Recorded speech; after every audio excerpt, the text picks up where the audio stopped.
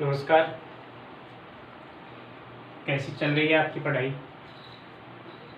अपने पाठ्यक्रम के अनुसार जो बिंदु अपन ले रहे हैं वो है अपना अलंकार। अलंकार के कई भाग अपन ने पढ़ लिए हैं। उन भागों में जो अलंकार पाठ्यक्रम में दिए हुए हैं उन्हीं का अपन अध्ययन कर रहे हैं। आज का अपना जो बिंदु है अलंकार है वह है उत्प्रेक्षा। कौन सा अलंकार है? उत्प्रेक्षा अलंकार। देखिए बेटा, आपने जो उपमा अलंकार पढ़ा था उस उपमा अलंकार में आपने एक चीज पढ़ी थी, उपमेय और उपमान। उपमेय और उपमान पढ़ा था। उपमा अलंकार में इन दोनों में समानता की गई थी, इन दोनों में तुलना की गई थी। उपमेय की तुलना उपमान से की गई थी, यानी उपमेय में उपमान की समानता को प्रकट किया गया था। अपन यहां देख रहे हैं कि जो चीज आपने उपमा अलंकार में पढ़ी है वह चीज अपन यहां नहीं पढ़ेंगे। देखो, यहां केवल और केवल संभावना प्रकट की जाती है। क्या प्रकट की जाती है? संभावना प्रकट की जाती है, यानी न तो समानता प्रकट की जाती है और न ही तुलना की जाती है। बल्कि क्या होता है, यहाँ पर कवि के द्वारा जो कल्पना की जाती है उस कल्पना को केवल संभावना के रूप में प्रकट किया जाता है। कवि की कल्पना को संभावना के रूप में प्रकट किया जाता है। कवि की कल्पना को संभावना के रूप में, कल्पना को संभावना के रूप में प्रकट किया जाता है। कह सकते हैं कि परिभाषा लिख रहा हूं, जब किसी काव्य पंक्ति में उपमेय में उपमान की संभावना को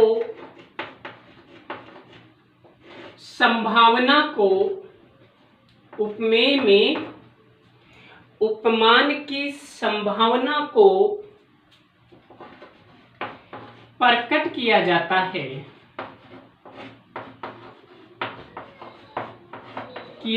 है, वह उत्प्रेक्षा अलंकार कहलाता है। वह उत्प्रेक्षा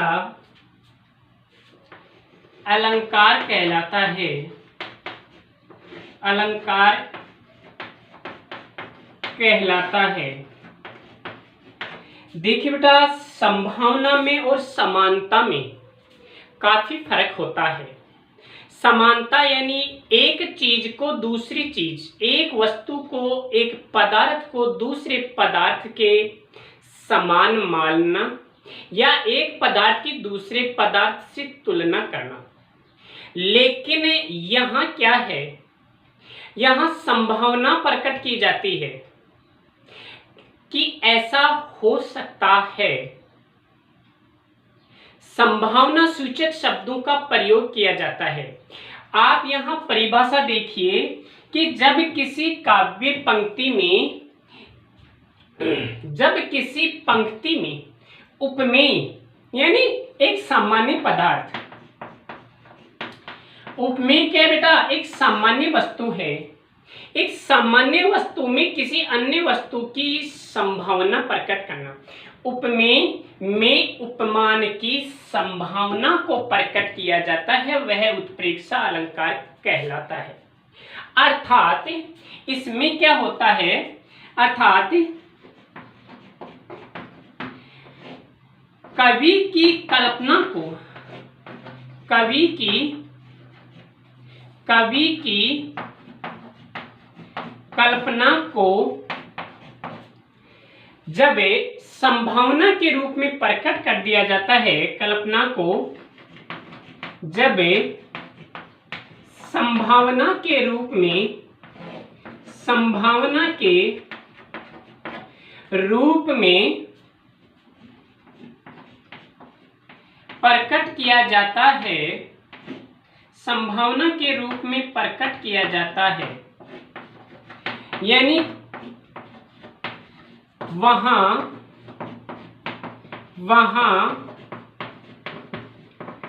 उत्प्रेक्षा अलंकार होता है। वहां क्या होता है? उत्प्रेक्षा अलंकार होता है। देखिए बेटा, इसमें क्या होता है, कवि जो होता है वो कल्पनाओं का भंडार होता है, खजाना होता है। कवि जो भी कुछ रचना करता है, कवि हो या लेखक हो, कवि केवल काल्पनिक बातों को यथार्थ रूप में प्रकट करने की कोशिश करता है। तो कवि की कल्पनाओं में जब कोई संभावना प्रकट की जाती है तो वहां पर उत्प्रेक्षा अलंकार होता है। देखिए बेटा, ये इस अलंकार में जिस प्रकार से आपने समानता सूचक शब्द या तुलना सूचक शब्द उपमा अलंकार में पढ़े थे, यानी पहचान के लिए आपने जो शब्द पढ़े थे उपमा अलंकार में, उसी प्रकार से यहाँ संभावना सूचक शब्द हैं। यहाँ संभावना सूचक शब्द कौन से हैं? संभावना सूचक शब्द, यानी ये सब जहां आते हैं, जिस पद में, जिस पंक्ति में आते हैं, वहां पर उत्प्रेक्षा अलंकार होता है। वो है मानो, जानो, मनहू, जनहू, जनहू, मनु, मनु, जनु, दूर, ज्यों। बेटा जी, ये जो शब्द होते हैं ये संभावना सूचक शब्द होते हैं, और ये शब्द जहां कहीं पर भी आते हैं पंक्ति में, पद में, वहां पर यही अलंकार होता है। यही कौन सा? उत्प्रेक्षा अलंकार होता है। आपके सामने एक उदाहरण लिखता हूं मैं। उदाहरण है दादुर धुनी, दादुर धुनी चहु और सुहाई, दादुर धुनी चहु और सुहाई, वेद पढ़ते, वेद पढ़ते, वेद पढ़ते जनु बटु समुदायी, जनु बटु समुदायी, वेद पढ़त जनु बटु समुदायी। बेटा, यहाँ पर मैंने एक शब्द लिखा है पहचान के लिए। ये जो यहाँ शब्द लिखे थे उनमें से यहाँ पंक्ति में देखिए कौन सा शब्द आया है, संभावना सूचक शब्द कौन सा है। यानी ये कह सकते हैं कि ये पहचान के लिए एक शब्द है, और वह शब्द कौन सा है बेटा? वह शब्द है जेनु। मैं आपको इस पंक्ति का अर्थ बता देता हूं, उसके बाद आप बता दोगे कि सर इसमें ये उपमेय है और ये उपमान है। यहाँ उपमेय में, इस उपमान में, इस उपमेय में इस उपमान की संभावना प्रकट की गई है। आप बता दोगे। पहले अर्थ देखिए, दादुर धुनी चहु और सुहाई, वेद पढ़त जनु बटु समुदाय। चहु और सुहाई, चारों तरफ सुहाई यानी सुनाई दे रही है। दादुर धुनी, दादुर कहते हैं मेंढक को। दादुर किसे कहते हैं? मेंढक को कहते हैं कि चारों तरफ मेंढकों की आवाज सुनाई दे रही है। वो आवाज कैसी सुनाई दे रही है? जनु, जानो कि वेद पढ़ते बटु समुदाय, बटु होता है शिशु, मानो कि, जानो कि, मानो कि वहां एक शिशु समुदाय, बच्चों का एक समूह है, वेद पाठ कर रहा है। बरसात के दिनों में जब आप देखते हैं, जब बरसात होती है तो चारों ओर मेंढकों की आवाजें, मेंढकों का कलरव सुनाई देने लगता है और टर्राहट की आवाज के साथ ऐसा लग रहा है जैसे कि कोई वेद पठने हो रहा हो। तो यहाँ पर बेटा ये जो जनु शब्द है, इस जनु शब्द के माध्यम से संभावना को प्रकट किया है। एक उदाहरण लिख रहा हूं, श्रृंगारस का उदाहरण है, वह है झीने, झीने पट में, झीने पट में झुलमुली, झीने पट में झुलमुली, झलकती ओप अपार, झलकती ओप अपार, झलकती ओप अपार, सुर तरु की मनु सिंधु, सुर तरु की मनु सिंधु, मनु सिंधु, सुर तरु की मनु सिंधु में, मनु सिंधु में लस्ती, लस्ती प्रकट होती, लस्ती से पल्लव डार, से पल्लव डार। देखो बेटा श्रृंगारस का वर्णन यहाँ कवि के द्वारा किया गया है कि क्या है इसका भाव, कि एक जो नायिका है, उस नायिका की जो आंखें हैं, उनकी जो मृग नैने हैं, उनकी जो आंखें हैं, वे आंखें, उसका जो झीना यानी पतला जो घूंघट है, झीने पट में झुलमुली झलकती ओप अपार, कि एक नायिका अपने चेहरे पर, अपने मुख पर एक पतला वस्त्र पहन रखी है, पतले वस्त्र से घूंघट निकाले हुए है, और उस घूंघट से, वह घूंघट कैसा है? झीना है, पतला है, और उसमें से उसकी जो दोनों आंखें हैं वो इस प्रकार से झलकती हुई प्रकट हो रही हैं। किस प्रकार से? मानो कि देव वृक्ष से, सुरतरु देव वृक्ष की डालियां समुद्र के पानी में लस्ती पर दिखाई दे रही है, हिलती हुई दिखाई दे रही हैं। तो बेटा यहाँ नायिका की जो झुलमुली आंखें हैं, नायिका की जो आंखें हैं, उन नायिका की आंखों में किसकी संभावना प्रकट की गई है? यहाँ नायिका की जो आंखें हैं वो उपमेय हैं, और यहाँ पर जो सुरतरु है, देव वृक्ष के जो पत्ते हैं, उनकी संभावना को प्रकट किया गया है। इसलिए यहाँ कौन सा अलंकार है? यहाँ पर उत्प्रेक्षा अलंकार है। यहाँ संभावना बनी रहती है, कवि अपनी कल्पना में संभावना को प्रकट कर रहा है, इसलिए यहाँ उत्प्रेक्षा अलंकार है। बेटा आगे अपन देखते हैं, आपने दो उदाहरण देखे, इसके अलावा और उदाहरण देखेंगे, लेकिन वो उदाहरण देखेंगे इसके भेदों में। जिस प्रकार से आपने उपमा अलंकार के भेद देखे हैं, उपमा अलंकार के भेदों को पढ़ा है, उसी प्रकार से उत्प्रेक्षा अलंकार के भेद होते हैं। तो देखिए बेटा, उत्प्रेक्षा अलंकार के भेद, उत्प्रेक्षा अलंकार के तीन भेद होते हैं। आपने उपमा के तो दो ही पढ़े थे, सामान्य रूप से बताए थे, वरना उपमा के दो और होते हैं, उपमेय उपमा और मालोपमा, लेकिन वो आपके बाहर हैं। अब यहाँ देखते हैं उत्प्रेक्षा अलंकार के भेद। उत्प्रेक्षा अलंकार के तीन भेद होते हैं बेटा। कितने भेद होते हैं? तीन भेद होते हैं। तीन भेद कौन से होते हैं?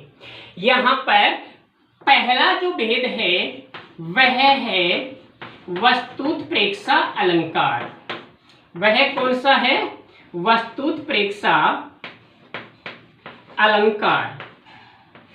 दूसरा जो भेद है वह है हेतुप्रेक्षा अलंकार। हेतुप्रेक्षा अलंकार। तीसरा जो भेद है वह है फलोत्प्रेक्षा अलंकार। बेटा ये तीन भेद उत्प्रेक्षा अलंकार के हैं। वस्तु प्लस उत्प्रेक्षा, वस्तु प्लस उत्प्रेक्षा है, वस्तु प्लस उत्प्रेक्षा यानी वस्तुत्प्रेक्षा, हेतु प्लस उत्प्रेक्षा, हेतु प्लस उत्प्रेक्षा और फल प्लस उत्प्रेक्षा। वस्तु उत्प्रेक्षा, देखिए बेटा नाम से स्पष्ट हो रहा है कि वस्तुत्प्रेक्षा अलंकार क्या है, किसे कहेंगे पर वस्तुत्प्रेक्षा अलंकार किसे कहेंगे पर देखिए बेटा नाम है वस्तुत्प्रेक्षा अलंकार। पहला ले लेते हैं अपन वस्तुत्प्रेक्षा अलंकार, दो को अपन बाद में पढ़ेंगे। वस्तुत्प्रेक्षा अलंकार क्या है? जब किसी काव्य पंक्ति में, जब किसी काव्य पंक्ति में किसी एक वस्तु में, किसी एक वस्तु में, एक वस्तु में दूसरी वस्तु की संभावना को, दूसरी वस्तु की संभावना को प्रकट किया जाता है,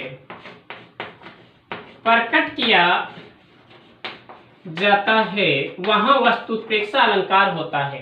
एक वस्तु को दूसरी वस्तु के रूप में संभावित करना, एक वस्तु को दूसरी वस्तु के रूप में संभावित करना, वहां पर कौन सा है? वहां पर वस्तुत्प्रेक्षा है। उदाहरण लेते हैं बेटा अपन यहां, उदाहरण है यहां सोहत ओढ़े पीत पटे, सोहत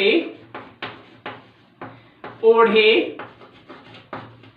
पीत पटे, सोहत ओढ़े पीत पटे, श्याम सलोने गात, श्याम सलोने गात, आपकी पाठ्य पुस्तक में से है श्याम सलोने गात, मानो नीलमणि शैल पर, मानो नीलमणि शैल पर, नीलमणि शैल पर आतप पर्यो प्रभात, आतप पर्यो प्रभात, मानो नीलमणि शैल पर आतप पर्यो प्रभात। शैल यानी चट्टान, शैल चट्टान, आतप सूर्य की किरणें, प्रभात सुबह के समय, सलोने सुंदर, गात अंग, पट वस्त्र, पीत पीले, ओढ़े यानी ओढ़ना, सोहत यानी सुशोभित हो रहे हैं। नीलमणि ये नीलगिरी पर्वत के लिए आया है बेटा जी। तो यहाँ पर देखिए कौन सी वस्तु क्या है, उसमें कौन सी संभावना प्रकट की गई है, मैं आपको पहले अर्थ बताऊं। सोहत ओढ़े पीत पट श्याम सलोने गात, यहां पर कवि कह रहे हैं कि श्याम अर्थात प्रभु श्री कृष्ण, प्रभु श्री कृष्ण अपने सांवले सुंदर शरीर पर, प्रभु श्री कृष्ण अपने सांवले सुंदर शरीर पर, गात यानी शरीर, प्रभु श्री कृष्ण श्याम अपने सांवले सुंदर शरीर पर पीले वस्त्र ओढ़े हुए इस प्रकार से सुशोभित हो रहे हैं मानो कि नीलगिरी पर्वत पर सुप्रभात के सूर्य की किरणें पड़ रही हों। देखिए बेटा पीले वस्त्र हैं यहाँ, इन पीले वस्त्रों में सूर्य की किरणों की संभावना को प्रकट किया गया है। प्रभु श्याम का जो शरीर है उसमें नीलगिरी पर्वत की संभावना को प्रकट किया गया है। इसलिए यहाँ कौन सा अलंकार है? यहाँ पर वस्तु प्रेक्षा अलंकार है। प्रभु श्याम के शरीर में नीलगिरी पर्वत की संभावना को प्रकट किया गया है और पीले वस्त्रों में सूर्य के किरणों की संभावना को प्रकट किया गया है। चलो एक उदाहरण अपन और पढ़ते हैं इसका, वस्तु प्रेक्षा अलंकार का। बाकी मैं पीडीएफ आपके सामने जो है बेटा, पहले आप मुझे ये बताइए कि आपके पास जो ये वीडियो लेक्चर्स आ रहे हैं, वीडियो क्लास आ रहे हैं, उनको आप पढ़ते समय क्या करते हैं? देखिए बेटा, जब आप वीडियो चलाते हैं आप पेन और रजिस्टर साथ लें। आपकी जो टीम है, आपके जो गुरुजन हैं, वो प्रत्येक चीज को एक्सप्लेन करते हुए पढ़ा रहे हैं। आपको जहां कोई डाउट लगती है उसको आप नोट कीजिए। उसके बाद हम वीडियो के साथ में एक पीडीएफ भेज रहे हैं जो आपको बोर्ड पे समझाया जा रहा है, श्यामपट पर समझाया जा रहा है। उसी चीज को पीडीएफ में उससे कुछ बढ़ाकर हम पीडीएफ में आपके पास भेज रहे हैं। उस पीडीएफ को आप होमवर्क के रूप में तैयार कीजिए। आप बेटा जी उसको लर्न कीजिए, आप उसको याद कीजिए। आपका जो ये सिलेबस है बहुत ही धीरे धीरे चल रहा है। शायद अपना मानना है कि ये चीजें आपको दोबारा नहीं पढ़ानी पड़े, क्योंकि जब स्कूल शुरू होंगी तो अपने पास समय बहुत कम बचेगा और अपना पाठ्यक्रम किस हिसाब से सरकार निर्धारित करेगी उस हिसाब से अपन को तैयारी करनी होगी। तो बेटा वीडियो लेक्चर्स के साथ में आपको पीडीएफ भी तैयार करनी है, पीडीएफ भी पढ़नी है और पीडीएफ के साथ साथ आप इसको जारी रखें। अब मैं एक उदाहरण और आपको मैं बता रहा हूं और वह उदाहरण बहुत ही सरल सा उदाहरण है। आप यहां देखिए बेटा, अति कटु वचन कहती कैकेयी, अति कटु वचन, अति कटु वचन कहती कैकेयी, कहती कैकेयी मानहु लूण, मानहु लूण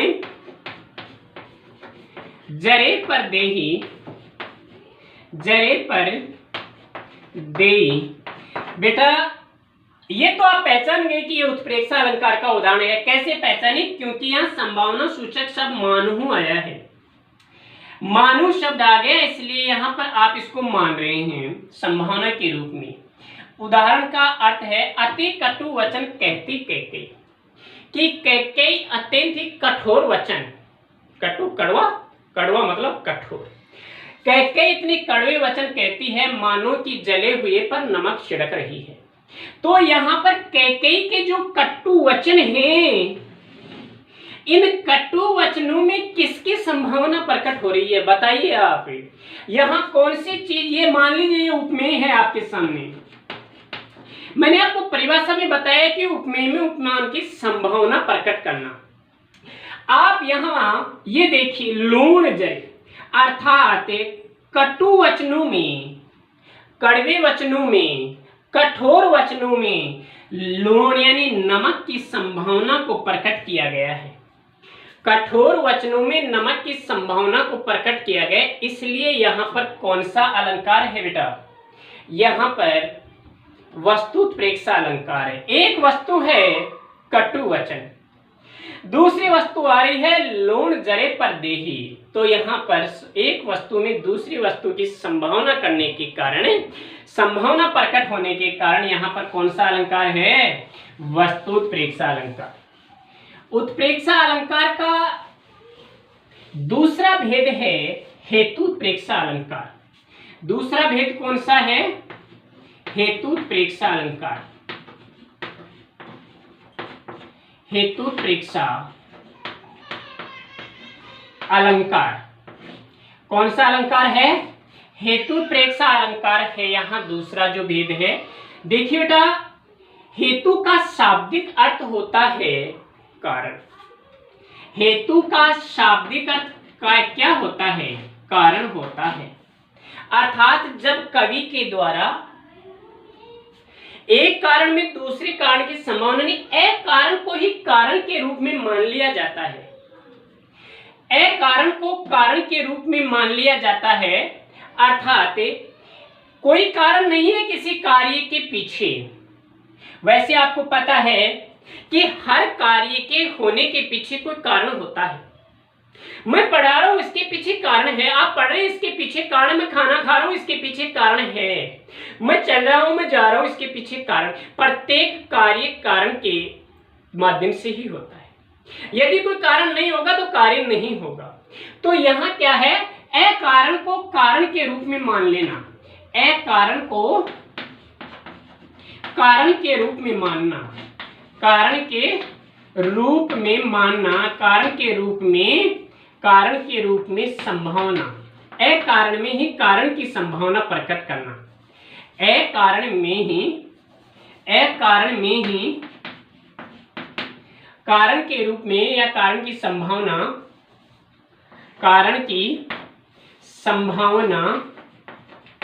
प्रकट करना, कारण की संभावना प्रकट। एक कारण में कारण की संभावना जहां प्रकट होती है वहां हेतु प्रेक्षा अलंकार होता है। आज की इस क्लास में अपन इतना ही पढ़ेंगे। समय अभाव के कारण इसके बाकी के जो हेतु प्रेक्षा अलंकार को भी अपन आगे समझेंगे, और इसका एक और है फलोत्प्रेक्षा। बाकी अपन और बातें करेंगे, अगले वीडियो में देखेंगे, अगली क्लास में देखेंगे। धन्यवाद।